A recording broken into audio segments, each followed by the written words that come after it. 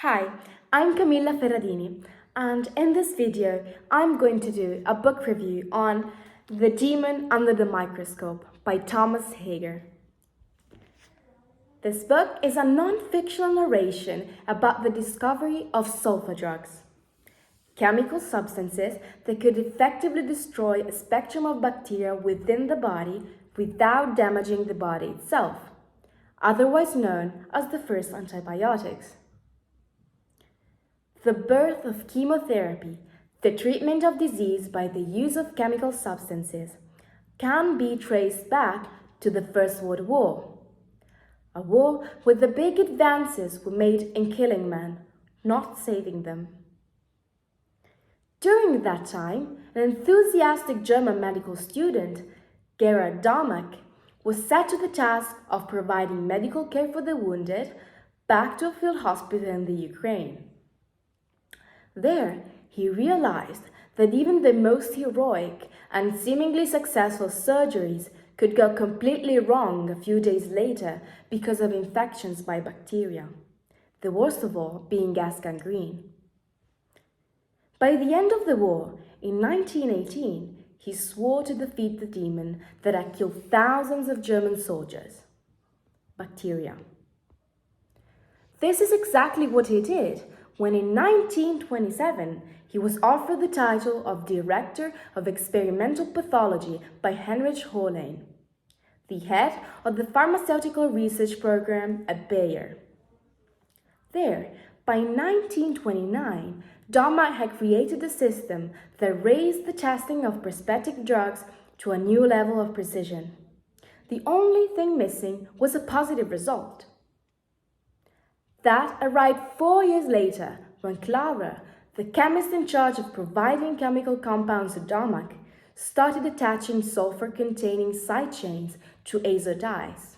This amazing intuition led to the discovery of prontosome, the first sulfur-containing drug that was miraculously effective against all streptococcal diseases.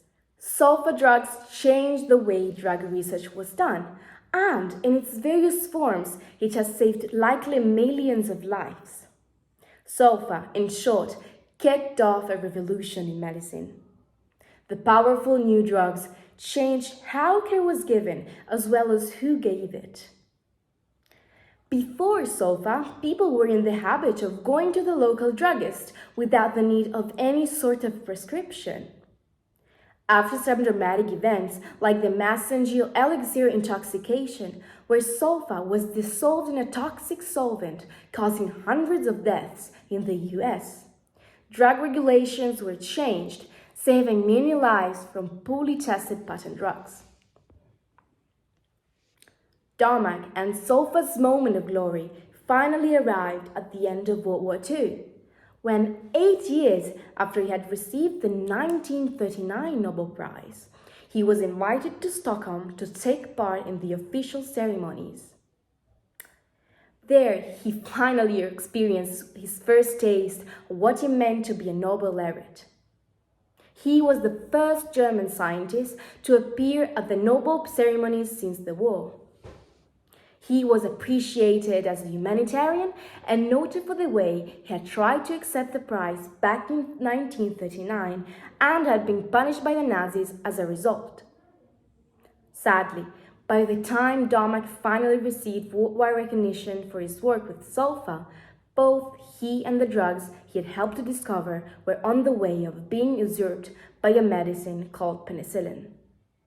This book is a story of dedication, triumph, tragedy, and a bit of luck.